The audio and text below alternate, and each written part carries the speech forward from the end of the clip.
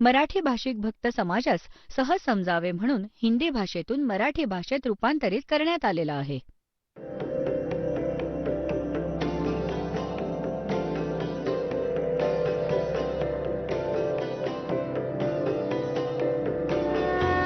और ज्ञान सब ज्ञानडी कबीर ज्ञान सो ज्ञान, और जैसे घोड़ा तोब कायम करता चले मैदान.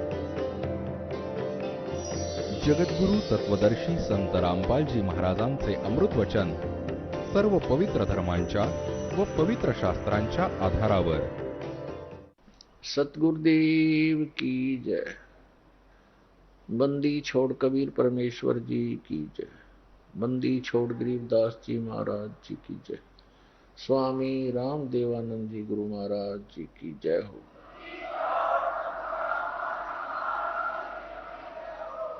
गरीब नमो नमो सतपुरुष को नमस्कार, गुरु की नहीं सुर नर मुनि जन साधुआ संतों सर्वस दी नहीं.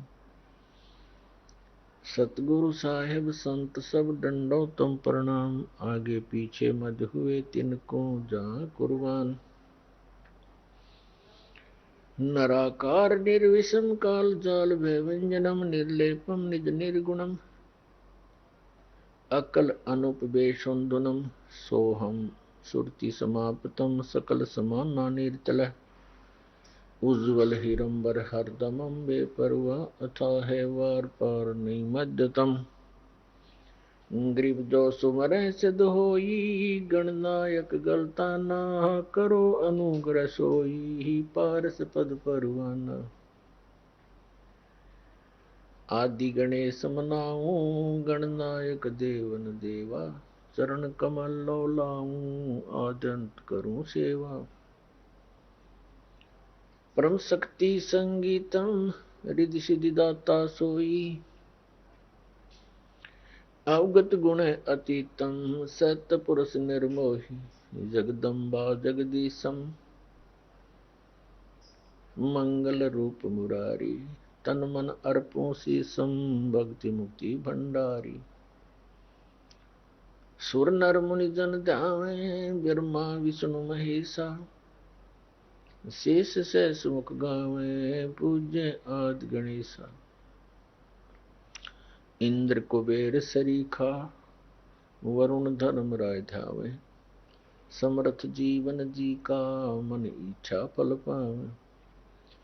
33 कोटि अधारा, ध्यावे सहस 88, उतरे बहुजल पारा, कट है यम की फांसी. 33 कोटि अधारा, ध्यावे सहस 88, उतरे बहुजल पारा, कट है यम की फांसी. कर जोड़ूं विनती करूं, धरूं चरण पर शीश, गुरु जी राम देवानंद जी महाराज ने दियो नाम बख्शीश. कोटि कोटि सिजदा करूं, कोटि कोटि प्रणाम, चरण कमल में राखियो, मैं बांधी जाऊं गुलाम. कुत्ता हूँ गुरुदेव का, रामपाल दास का नाम, गले प्रेम की जेवड़ी, जाखे तो वहाँ जाऊं. तो करो तो बावड़ो, दूर दूर करो तो जाऊं, ज्यों राखो त्यों ही रहूं, जो देवो सो खाऊं.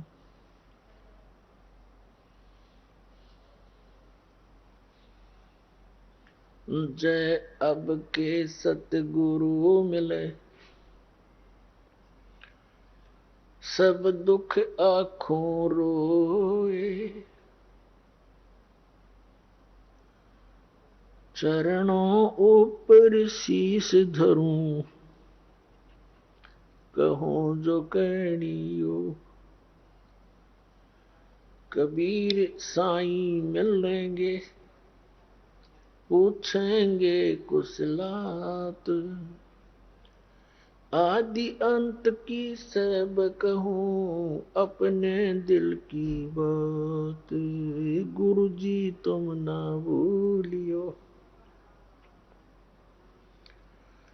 चाहे लाख लोग मिल जाएं, हम जैसे तुमको बहुत हैं, तुमसे हमको नहीं, तुमरे विसारे क्या बने। मैं किसकी शरण में जाऊं, दिव्य विरंच मुनि नारद, तिनके हृदय न समाऊं।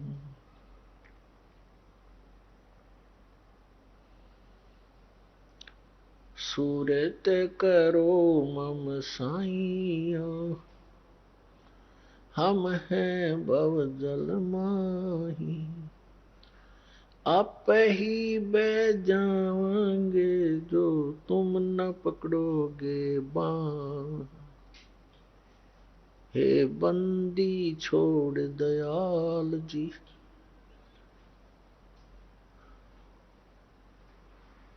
तुम तक हमारी दौड़े। जैसे काग जहाज का अब सोहजत और न ठोरे।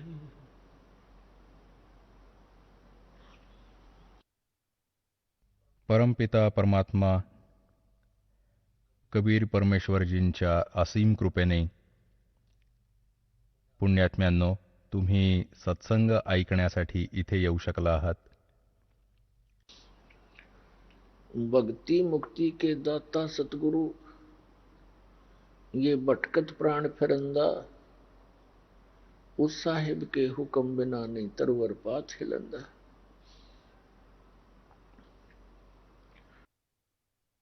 पुण्यात्म्यांनो, या काळाच्या मायाजालाला परमात्म्याला स्वतःला येऊन सांगावं लागलं, कारण या काळ भगवानाने इथं खूप अज्ञान पसरवलं आणि दुनियाभरचे हे नकली संत तयार केले, जे केवळ लोककथा सांगतात, त्याला कुठल्या सद्ग्रंथांचा आधार नसतो. ज्या कारणाने हे जीव हे कष्ट सोसणं, जन्म आणि मृत्यूचे हे कष्ट असणे, याला एक परंपरा समजून बसला आहे आणि यातच समाधानी झाला आहे. बऱ्याचशा संतांचंही हेच म्हणणं आहे की जन्ममृत्यू हा तर होतच राहील. परमेश्वरांनी स्वतः येऊन आम्हाला माहिती दिली,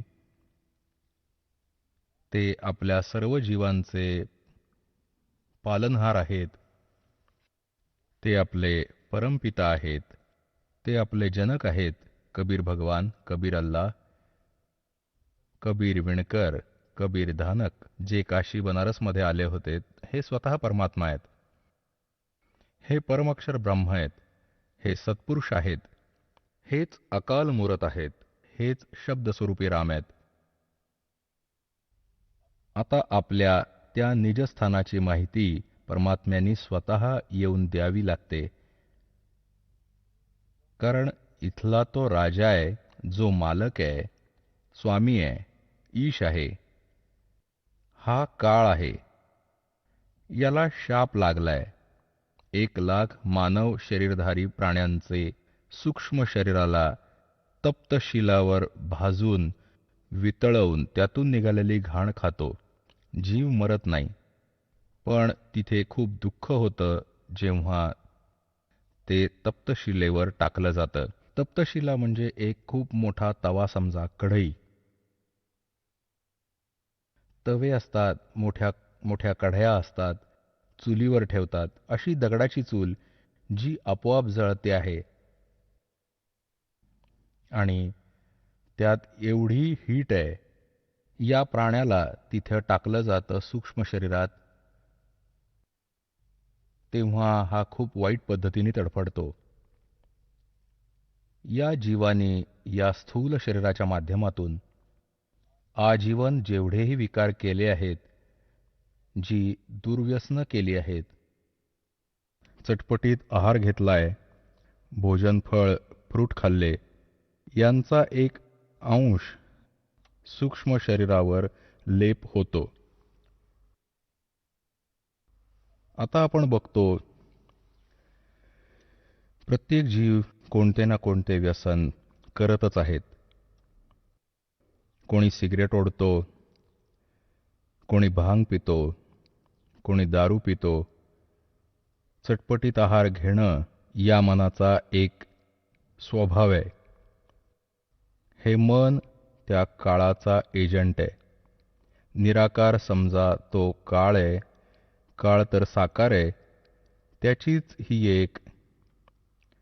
त्या काळाला समजा, मनालाही काळच समजा, आणि हा त्या सर्व क्रिया करायला लावतो ज्याची याला गरज आहे. आणि त्याचबरोबर याचा अजून एक उद्देश असतो की हा अशी कर्म करू नये ज्यामुळे याला पुन्हा मनुष्य जीवन लवकर मिळावा. काळ घाबरून असतो की जेव्हा या जीवाला मनुष्य शरीर असतं, तर त्याच वेळी वरून कोणती तरी शक्ती येते, परमात्म्याने पाठवलेली, आणि तो इथे सर्वांना ज्ञान देतो. मनुष्य योनीत असू तर हे ज्ञान ग्रहण करू शकू, इतर पशुपक्ष्यांच्या योनीत असेल तर ते भटकत राहतील. मग मानव शरीर प्राप्त जीवांना हा इतका भ्रमात टाकतो की जेव्हा ती वेळ येते त्या परमात्म्याची इथे प्रकट होण्याची, किंवा त्याचा कोणी दास पाठवतो आपला रिप्रेझेंटेटिव्ह बनवून, तोपर्यंत हा काळ प्रत्येक मानवाला अज्ञानाने घेरून टाकतो आणि वायफळ गोष्टींनी भरून टाकतो. दुष्कर्मांच्या इतकं आहारी करून टाकतो की ज्यावेळी परमात्म्याची ही वेळ येते, मोक्ष टाईम ज्याला म्हणतात, मोक्ष, तर त्यावेळेपर्यंत हा असा निष्प्रभ करून टाकतो मानवाला, जीवाला. एक तर याला भक्ती नको असते, इतर वायफळ गोष्टीत व्यस्त असतो, राजकारणात मोठी पोस्ट मिळवण्यासाठी, स्टडीमध्ये, आणि मग सर्व जीवन घर बनवण्यात आणि बँकेत 10-20 लाख रुपये साठवून तुम्ही मरून जाता. स्वतः गाढव बनून फिरता आणि बँक बॅलन्स माहीत नाही कोणाला मिळतो. तर याला हवं असतं की कोणताही जीव त्यावेळी भक्तियोग्य राहता कामा नये. आता जे पुण्यात्मा मागच्या जन्मोजन्मीपासून परमात्म्याची भक्ती करत आले आहेत आणि त्यांना मनुष्य जीवनही मिळत आले आहे, काही एक असे नियम आहेत, काही परमात्म्याच्या भक्तीचे असे गुण असतात, त्यामुळे एका मानवाला 10, 20, 50, 100 देखील कंटिन्युअस मनुष्य जन्म मिळू शकतात. आणि त्या मानव शरीरात जर परमसंत भेटले नाहीत, तर काही सांगू नाही शकत. पृथ्वीवर रोज सूर्योदय होत आहे, अस्त होत आहे, आणि उदय होतोय, अस्त होतोय, अरबो वर्ष सरली, चालूच राहील. मग काय होईल याचं? तर जोपर्यंत याची पुण्य, पूर्वजन्मीचे संस्कार याच्या सोबत असतात आत्म्याच्या, तर याची बॅटरी चार्ज होते इन्व्हर्टरची समजा. याच्या पुण्यांमुळे हा भक्तियुक्त असतो. ती भक्ती संग्रहित होते याची पूर्वजन्मोजन्मीची, आणि मग तो 2 जन्म त्याचे झाले, 3 झाले, 4 होतील, 10 होतील, 50 होतील, आणि मग त्या मानवजन्मात कधीच त्याला कोणी परमसंत नाही मिळाला, परत चार्जर लागला नाही, तर मग तो 84 लाख योनींमध्ये जाईल. तर ते पुण्यात्मा जे मानव शरीरातून लगेच आले आहेत, ते स्त्री आहेत किंवा पुरुष आहेत, मेल आहेत किंवा फिमेल आहेत, ते परमात्म्याच्या भक्तीशिवाय राहू शकत नाहीत. त्यांना परमात्म्याची एक विशेष ओढ लागलेलीच असते. त्यामुळे ते जसेही ज्या परंपरेत, ज्या जातीधर्मात त्यांचा जन्म होतो, आपल्या परंपरागत त्या क्रियांमध्ये तो शीघ्रतेने लागतो.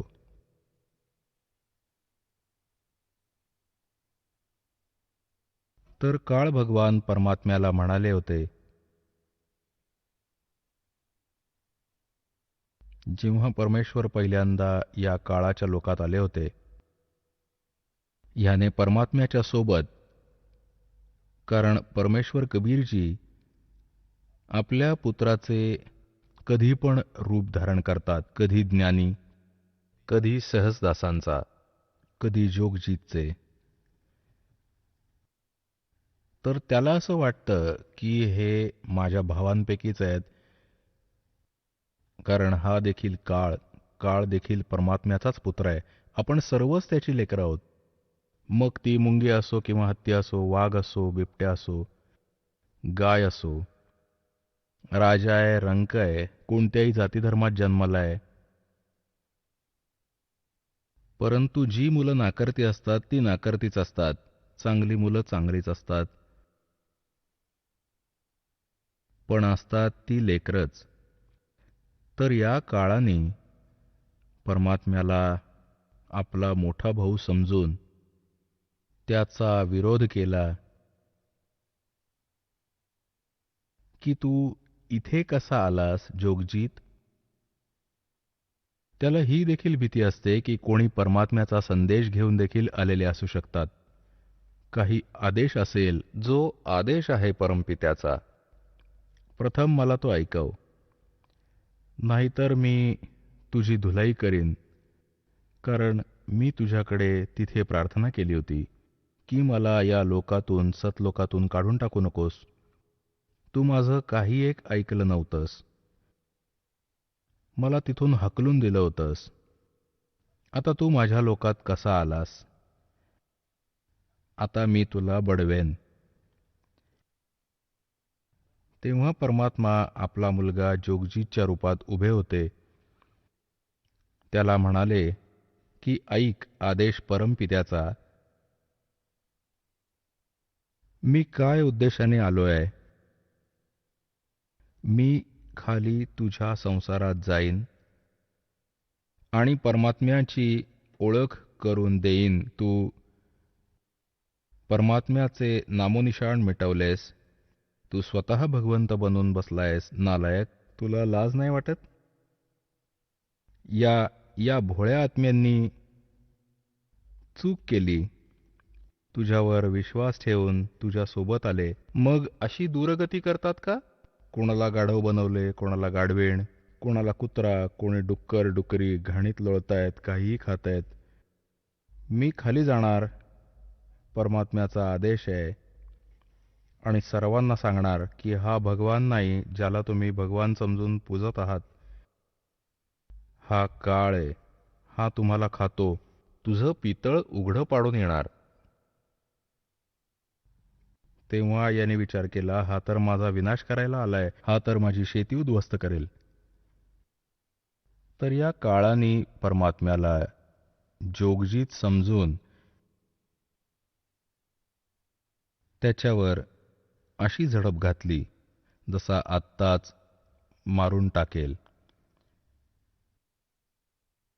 परमात्म्याने आपला लाडका आत्मा धर्मदासजींना ही माहिती देताना म्हणाले की धर्मदासजी, ज्यावेळी त्या काळाने माझ्यावर अटॅक केला, आक्रमण केलं, मी सतनामाचं स्मरण केलं. पुण्यात्म्यांनो, तो परमात्मा आपल्यालाही सतर्क करू इच्छितो की जो प्रेमळ आत्मा परमात्म्याच्या शरणी येईल आणि त्यांच्यावर जर कुठल्या प्रकारची कोणती संकट आली, मग ती दैविक असो, मग कोणी केलेला जादूटोणा असो, किंवा कोणी कुठला घाला घालो, आणि तुम्हाला उपदेश प्राप्त आहे, तर त्यावेळी आपलं श्वासाचं स्मरण सुरू करा. ज्यांना प्रथम मंत्र प्राप्त आहे, तर प्रथम मंत्राचा जप सुरू करा.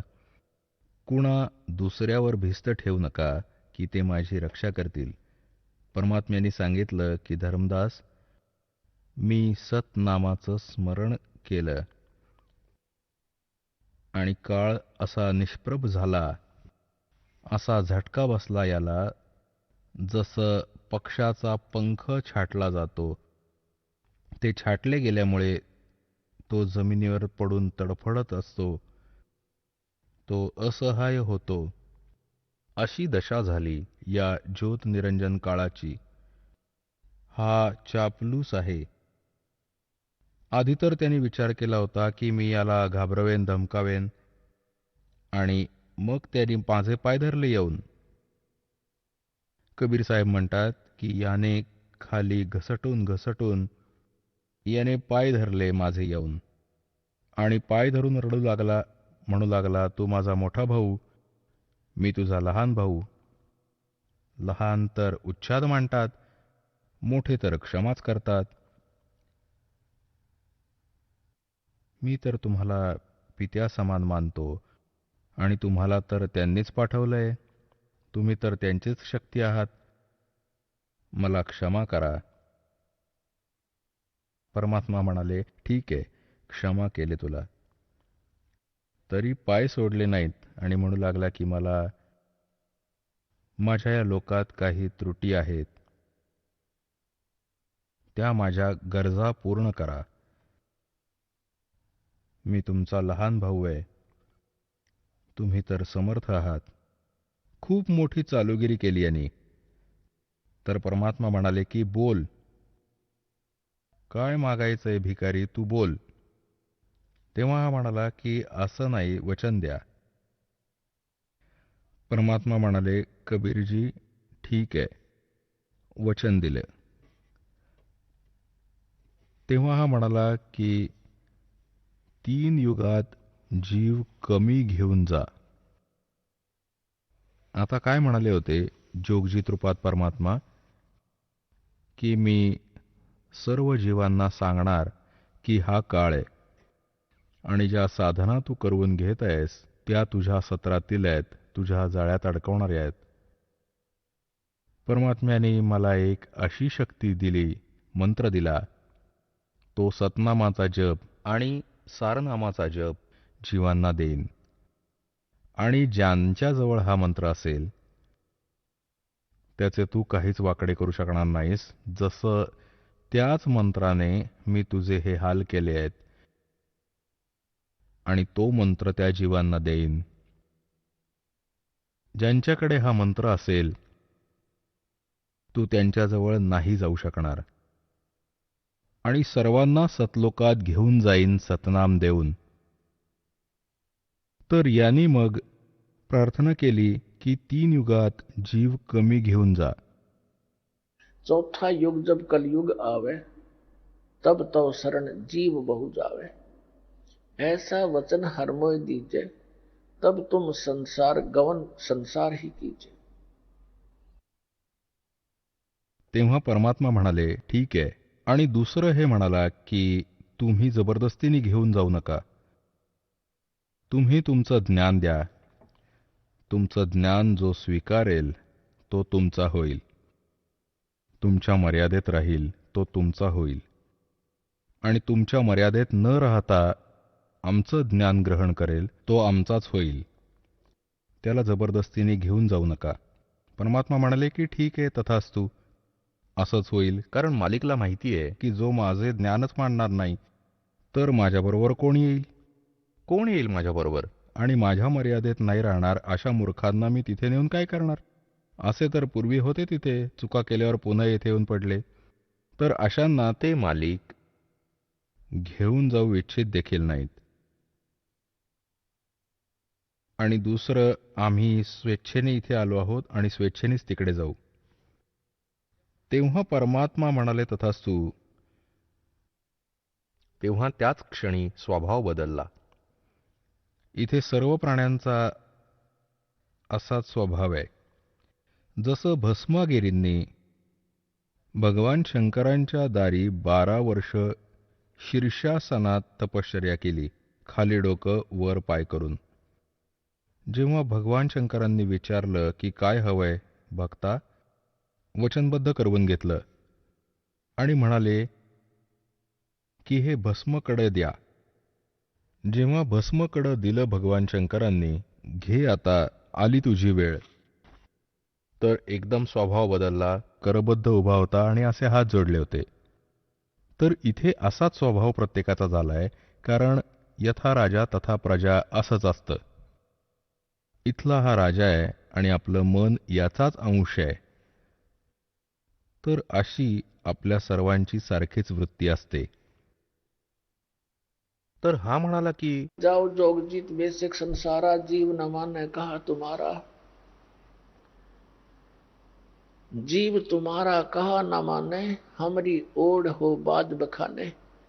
असं गुंगवून यांना चुकीच्या ज्ञानानी असं परिपूर्ण करीन, ठासून भरीन, भरून टाकेन.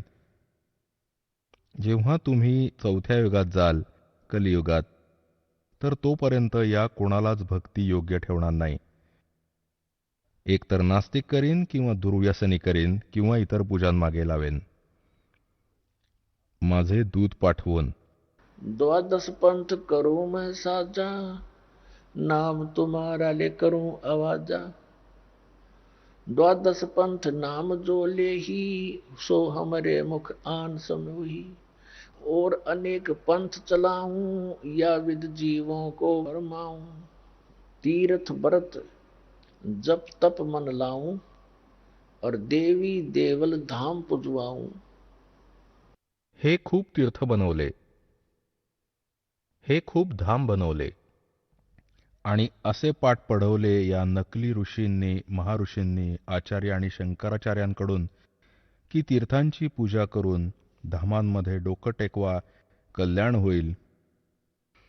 अरे आपले सद्ग्रंथ काय सांगतात? आपले विधान काय सांगतं विधात्याचं? पवित्र चारही वेद, पवित्र श्रीमद भगवद्गीता आणि पवित्र ती सच्चिदानंद घनब्रह्मची वाणी, कबीर वाणी, हे विधान आहे परमात्म्याचं. तेव्हा परमात्मा म्हणाले होते की काळ जेव्हा कलियुग संपेल 5500 वर्षांनी, त्यावेळी आम्ही जाऊ तिकडे आणि तुझ्या सर्व पंथांना संपवून एक करू. माझ्या मुलांना ज्यांना तू डिवाइड केलं असशील त्यावेळी, कारण सतयुग, त्रेता, द्वापारपर्यंत इतर कोणताही धर्म जात नव्हती. या कलियुगातील ही जास्तीत जास्त 2-2.5 हजार वर्ष. आता आजच्या 2-2.5 हजार वर्षांपूर्वी, त्याच्या नंतरच आपण विभाजित झालो आहोत. जवळजवळ 2520 वर्षांपूर्वी हिंदू धर्माचे परिवर्तक आदि शंकराचार्य यांचा जन्म झाला आणि 32 वर्ष राहिले ते या जगात आणि मग त्यांचा मृत्यू झाला. त्यानंतर मग 2012 वर्ष झाली या ईसाजीच्या जन्माला. 30 वर्षांचे असताना त्यांचा मृत्यू झाला होता आणि जवळजवळ 1400 वर्ष झाली आहेत या मुसलमान धर्माला, हजरत मोहम्मदजींच्या जन्माला. आणि शीख धर्म जो आहे तो या परमात्म्याचे कबीरजी जेव्हा प्रकट होते त्याचवेळी नानक साहेब देखील त्यांचे समकालीन होते. आता आपल्या या काळाने आपल्याला कसं बिघडवलं? आदरणीय नानक साहेबांनी कोणताही धर्म नव्हता बनवला. धार्मिकता तयार करण्यासाठी पुण्यकर्म करण्याचा एक विधी सांगितला होता आणि शीखचा अर्थ शिष्य असतो, शागिर्द असतो आणि पुढे जाऊन त्याचं प्रारूप बिघडतच असतं. आता जसं परमपूज्य कबीर परमेश्वरजींनी कबीर असा समुदाय नाही बनवला, त्यांनी कबीर असा धर्म नाही बनवला. कबीर पंथ, पंथचा अर्थ असतो तो मार्ग जो कबीर परमेश्वरजींनी दाखवला, मार्गदर्शन केलं भक्तीबद्दल, अध्यात्माबद्दल, आणि ज्या साधना त्यांनी प्रमाणित केल्या की या साधनांनी मोक्ष मिळेल, आणि जर आपण त्याच साधना करत असू आणि परमात्म्यांनी सांगितलेल्या मार्गावर आपण चालत असू तर आपण कबीरपंथी आहोत, म्हणजे कबीरजींच्या द्वारे दिलेल्या त्या मार्गावर चालत आहोत. आणि जर आपण त्या मार्गावर चालत नसू, त्या साधना आपण करत नसू, त्याप्रमाणे कार्य करत नसू, तर आपण बेसिक कबीरपंथी म्हणवतो. आपला पंथ कबीरजींचा नाहीये. आपण विरुद्ध मार्गावर चालत आहोत, म्हणवत आहोत कबीरपंथी.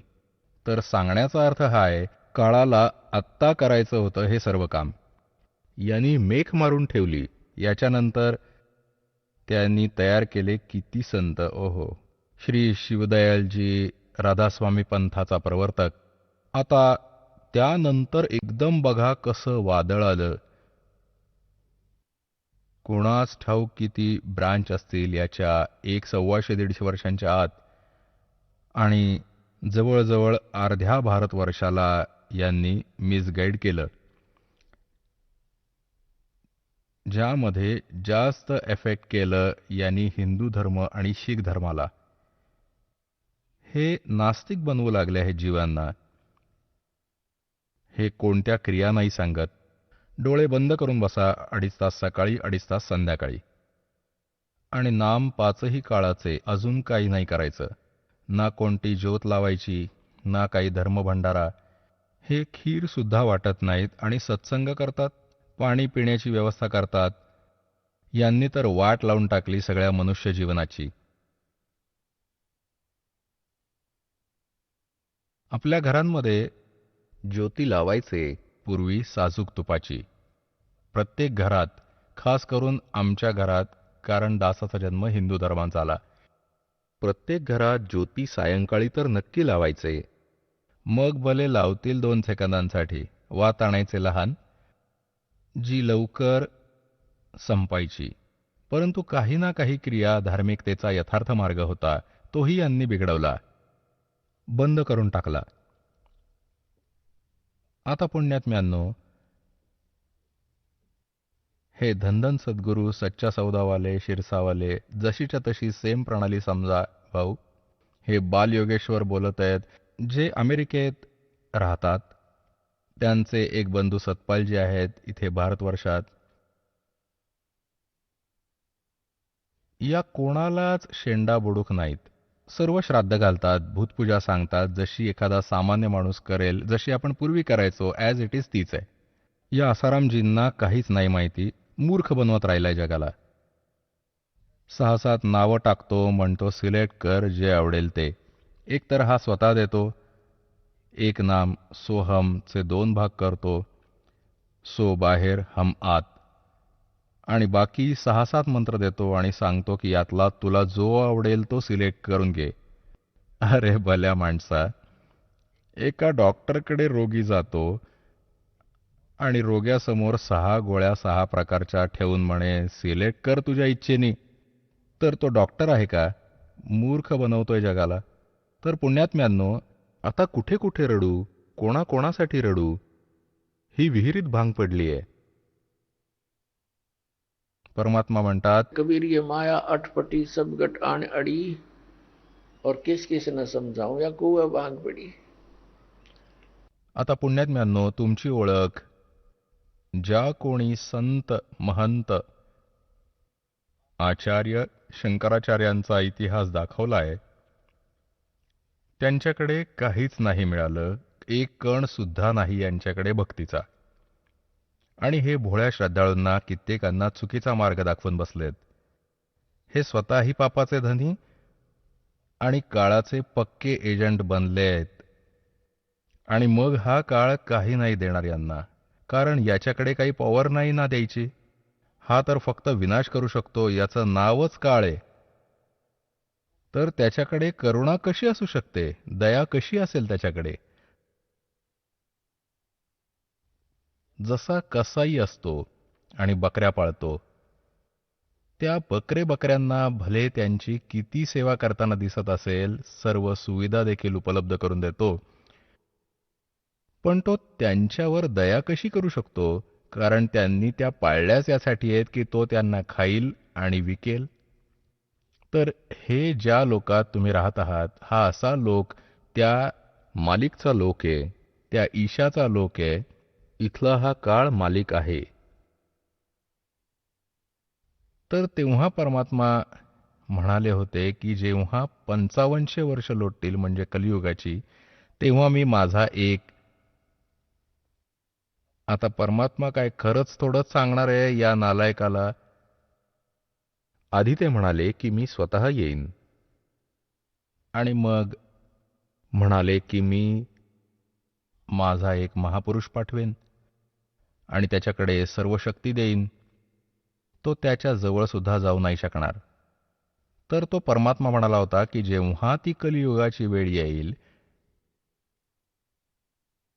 त्यावेळी तू ते कर जे तुला करायचंय. तर तेव्हा हा म्हणाला होता की जेव्हा तुझी ती 5500 वर्ष कलियुगाची येतील, त्याआधी तर यांना असा निष्प्रभ करेन की एक तर भक्ती करायला विसरतील, कारण याला नास्तिक करायचंय याला सर्वांना. जसे महात्मा बुद्ध होते, चांगला आत्मा होता, भगवानाचं लेकरू होतं, काळाच्या हातून मारला गेला. कारण पूर्वीचे पुण्यकर्मी जीवच हे संत पद प्राप्त करतात. यांची बोलण्याची शैली वेगळी असते आधीच्या संस्कारांमुळे, आणि तो दुरुपयोग करतो काळ यांचा. तर त्यांची बोलण्याची शैली चांगली होती, तळमळ होती त्यांच्या आवाजात. लाखो लोक अनुयायी झाले.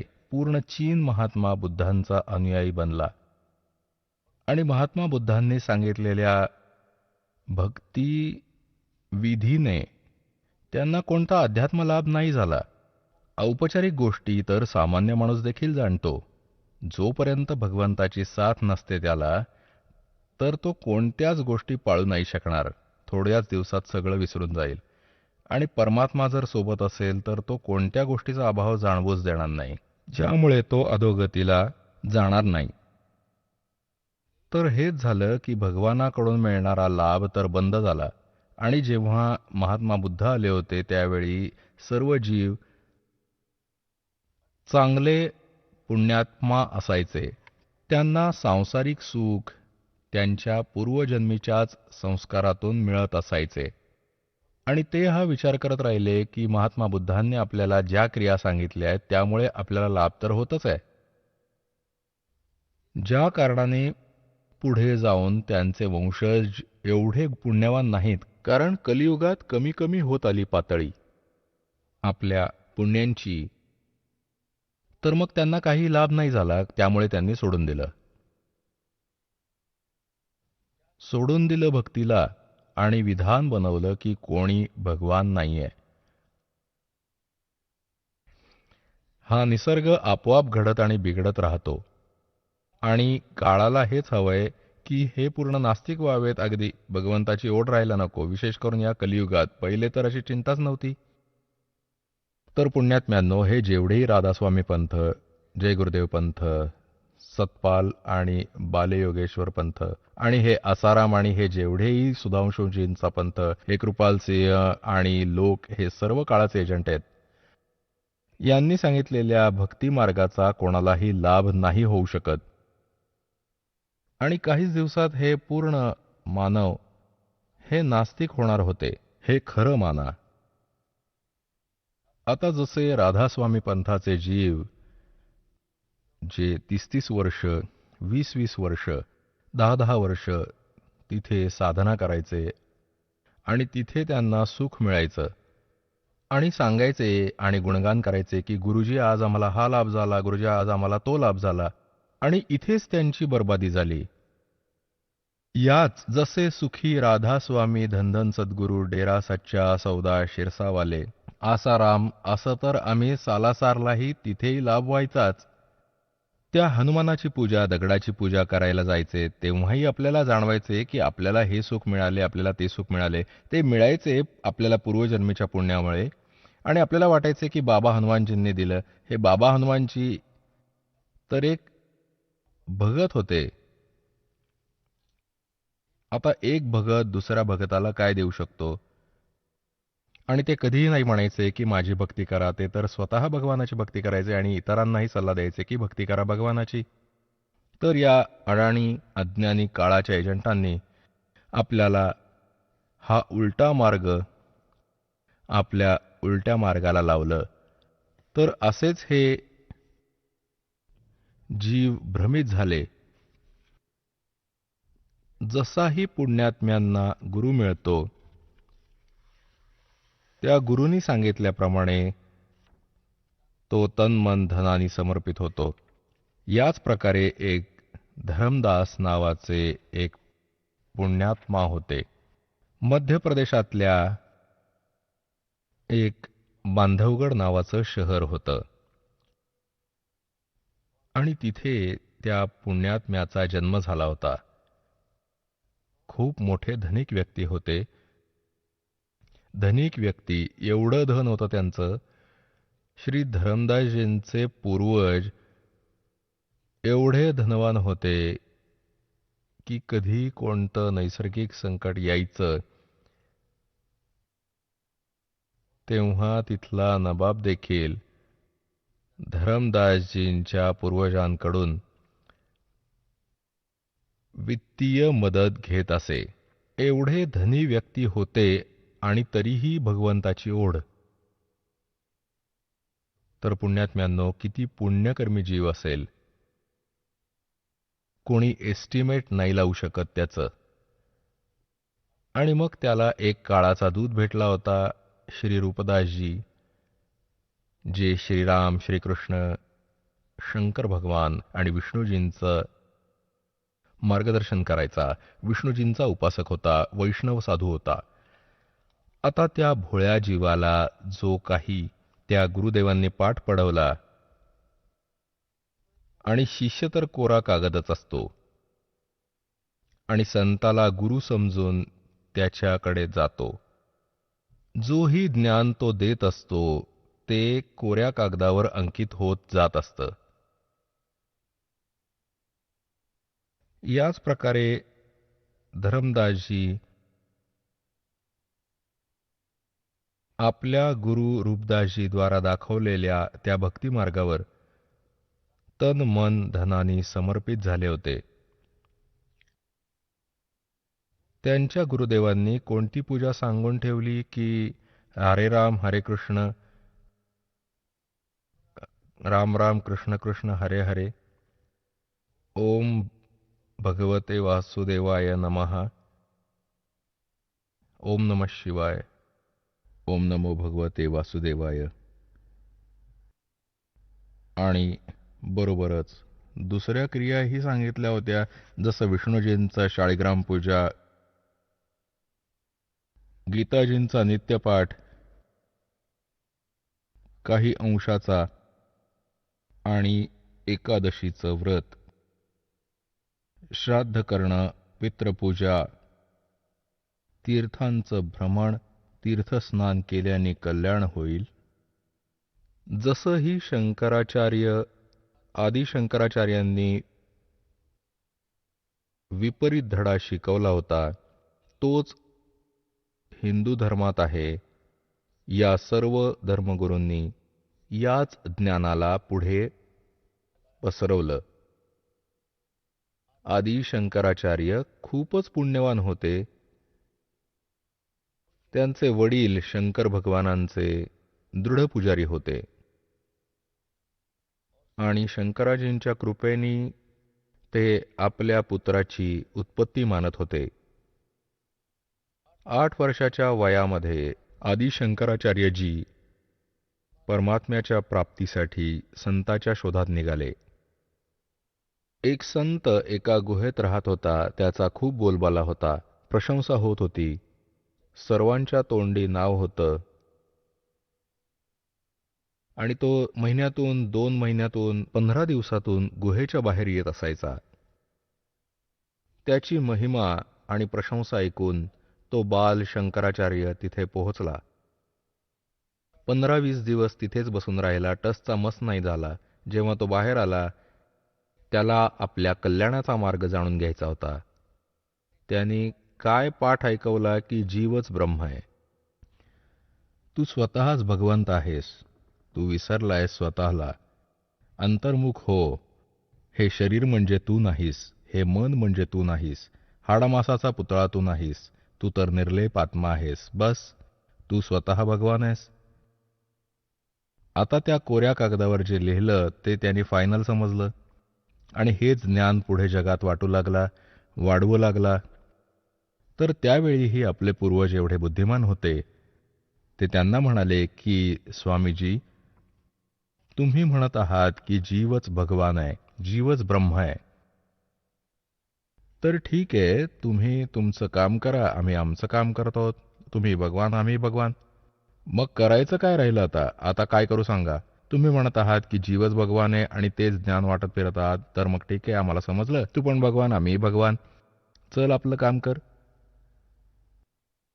आता त्यांनी विचार केला की अरे, असा तर पंथाचा विस्तार होणार नाही. हे तर कामच बिघडलं आणि गोष्ट पण खरी आहे.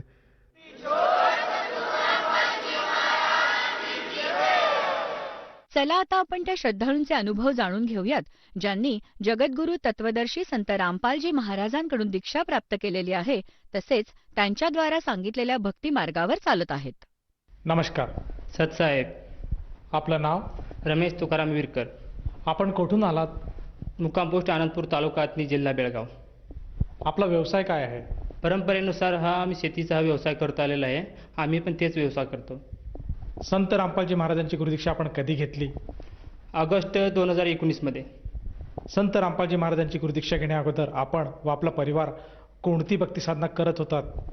परंपरेनुसार आम्ही कुलदैवताची भक्ती करत होतो. आमचा कुलदैवत नागरसिद्ध आहे.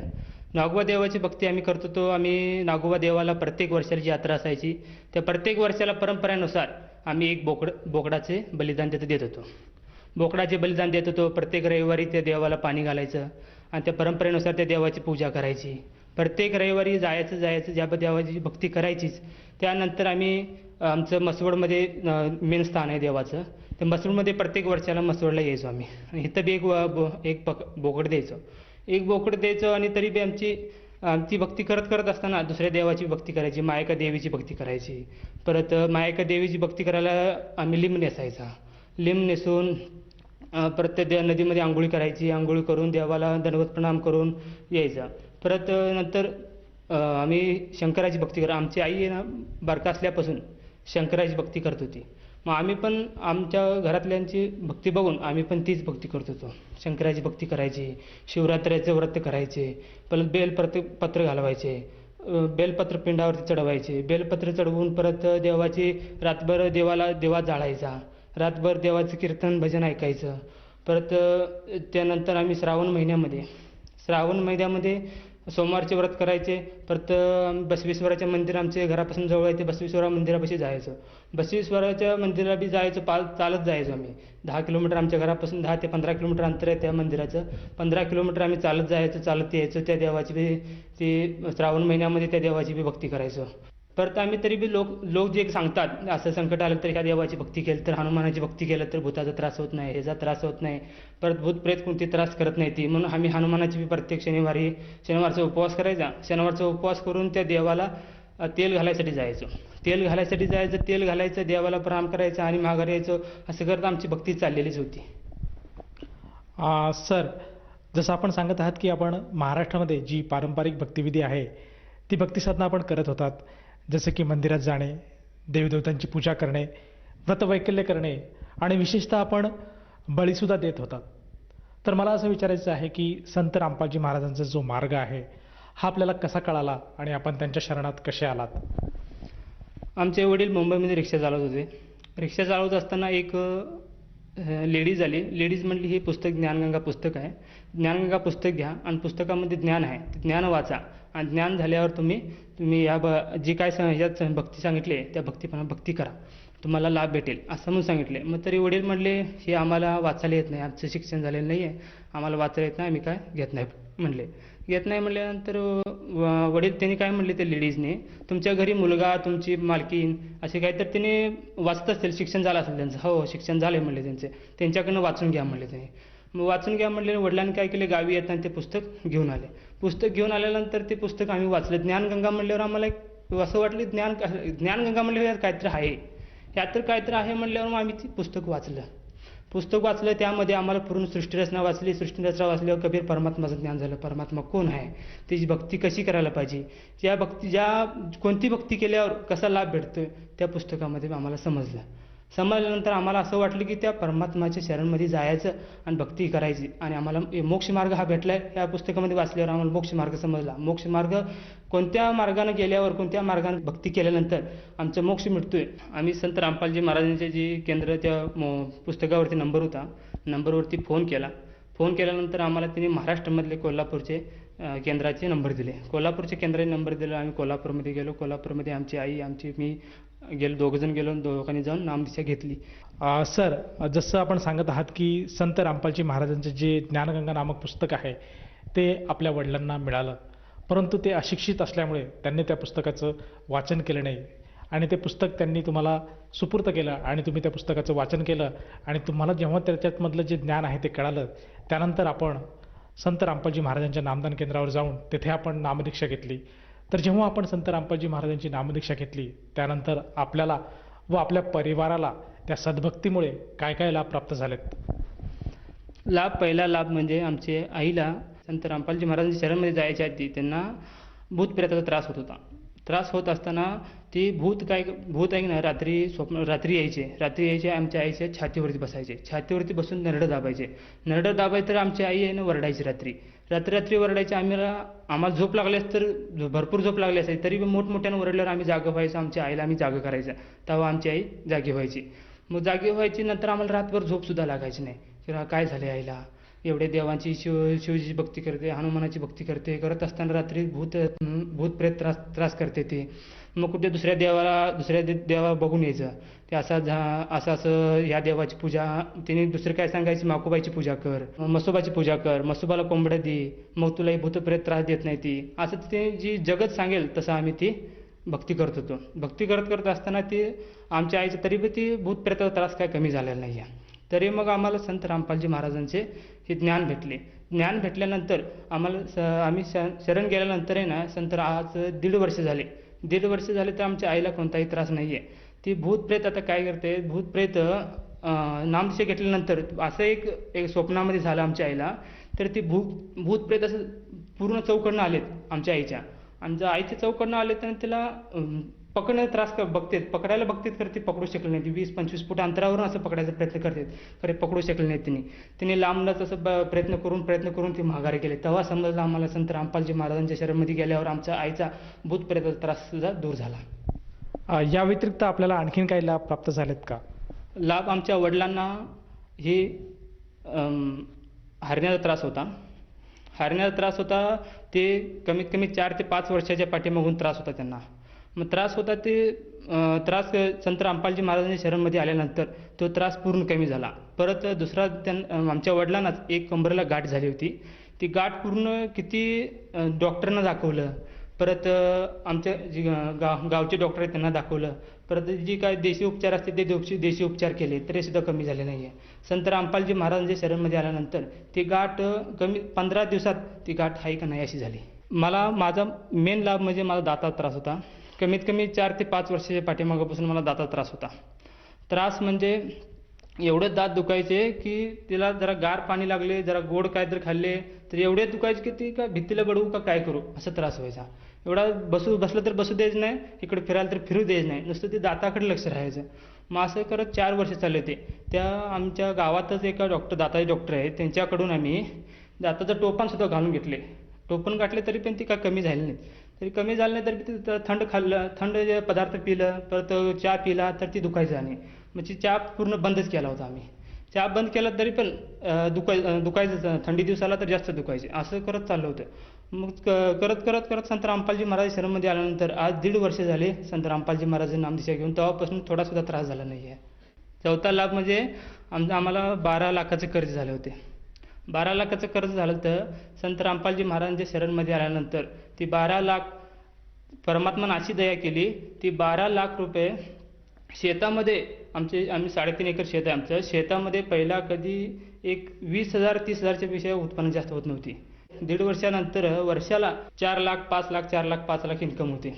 हा आर्थिक लाभ म्हणजे आमचे 12 लाख जे कर्ज झाले होते, ती 12 लाख कर्ज आम्ही आता कसे फेडायचे, त्या शेडचे कसे माघारी द्यायचे. शेडकडून आम्ही एक 5 ते 5 लाख रुपये आम्ही कर्ज घेतले होते. ते कर्जाचे 5चे 12 लाख झाले होते. 4 रुपये टक्क्याने 5चे 12 लाख रुपये झाले होते 2.5 वर्षामध्ये. मग ते महागारी कसं आता 1 वर्षच बाकी होतं. 1 वर्षामध्ये त्याला महागारी रिपीट करायचं होतं. मग रिपीट नाही केलं तर आमचं 3.5 एकर शेत त्या सावकारला जात होतं. मग आम्ही संत रामपालजी महाराजांची शरणमध्ये गेलो. शरणमध्ये गेल्यानंतर संत रामपालजी महाराजाला अर्ज लावला, असं आमचं 12 लाख कर्ज आहे. ह्या वर्षामध्ये शेती जाणार आहे, त्याची यांचं परतफेड नाही केलं तर ती सावकार आपल्या नावावर शेती लावून घेईल. ह्या कारणाने आम्ही संत रामपालजी महाराजाला अर्ज लावला. परत आम्ही भक्तीसुद्धा भरपूर केली. मग अशी परमात्म्याने दया केली की शेतामध्ये वर्षाला 20,000 30,000 इन्कम होण्याची. त्या ऊस आम्ही प्रत्येक वर्षाला ऊस लावाय 20,000 30,000 इन्कम यायची. आणि ह्या वर्षी परमात्माने दया केली, त्या वर्षी 3 लाख 4 लाख 5 लाख अशी इन्कम व्हायला लागली. 1 वर्षात 5 लाख इन्कम झाली. अशी 2 वर्षानंतर आम्ही आमची जी काय आर्थिक आम्ही जनावर दुसरे खरेदी केले. दुसरे खरेदी करून लगेच ते विकले. एका जनावरांमध्ये 20-20 30,000 रुपये फायदा झाला. असं करत करत संत रामपालजी महाराज जे आमच्यावर कर्ज झालते, संत रामपालजी महाराजच्या दयेने ते दूर झाले. सर, जसं तुम्ही सांगत आहात की संत रामपालजी महाराजांच्या सद्भक्तीमुळे आपल्याला व आपल्या परिवाराला असंख्य लाभ प्राप्त झालेत, शारीरिक, मानसिक, आर्थिक. तर ह्या अनुषंगाने आपण जो काही भक्त समाज आज आपल्याला टीव्हीच्या माध्यमातून बघत आहेत, त्यांना उद्देशून आपण काय संदेश द्याल? हा दास संदेश काय देऊ शकतो, एक अर्ज करू शकतो पूर्ण जगतला. तुम्ही संत रामपालजी महाराजांच्या शरणमध्ये या, भक्ती करा आणि मोक्ष प्राप्त करा. सर, जसं तुम्ही सांगत आहात की प्रत्येक मानव समाजाने संत रामपालजी महाराजांच्या शरणात येऊन मोक्ष प्राप्त त्यांनी करायला हवं.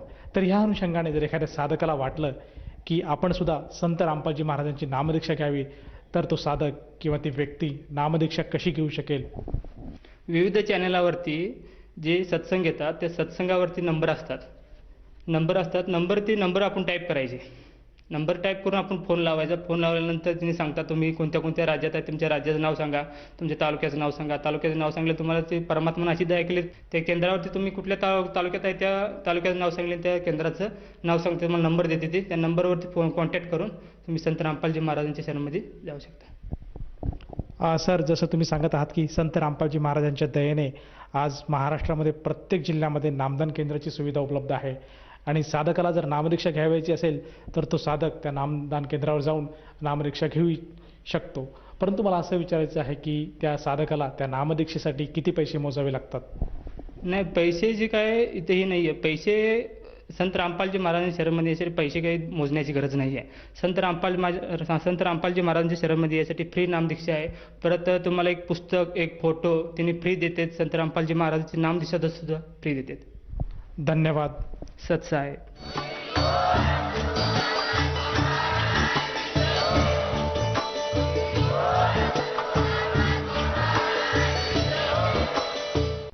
आपण ऐकत होता जगद्गुरु तत्वदर्शी संत रामपालजी महाराजांचे मंगल प्रवचन.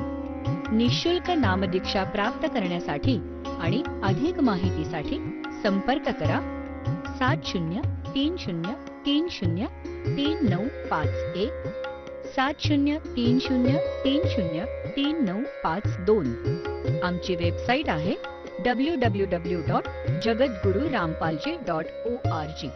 सर्व पवित्र धर्मांच्या व पवित्र शास्त्रांवर आधारित प्रमाणित अनमोल पुस्तक ज्ञानगंगा किंवा जगण्याचा मार्ग यापैकी कोणतेही एक पुस्तक निःशुल्क मागवण्यासाठी आम्हाला आपले पूर्ण नाव, पूर्ण पत्ता, पिनकोड सहित आणि फोन नंबर लिहून 7030303951 7030303952 नंबरवर SMS करू शकता किंवा आम्हाला 7030303950 नंबरवर व्हॉट्सअप देखील करू शकता.